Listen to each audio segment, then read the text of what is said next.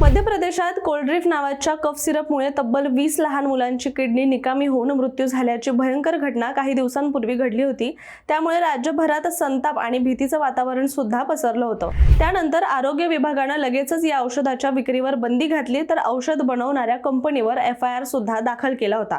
आता हे औषध बनवणारी कंपनी आहे श्रीसन फार्मा आणि तिचा मालक आहे रंगनाथन गोविंदन। याला अखेर पोलिसांनी अटक केली आहे। रंगनाथन हा अनेक आठवड्यांपासून फरार होता। पोलिसांनी त्याला पकडण्यासाठी तब्बल 20,000 रुपयांचं बक्षीस सुद्धा जाहीर केलं होतं।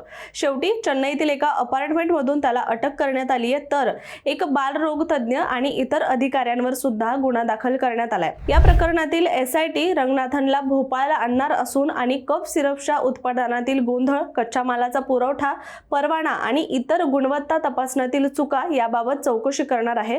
मात्र या घटनेनंतर औषधांच्या सुरक्षेवर गंभीर प्रश्नचिन्ह उपस्थित झालेत।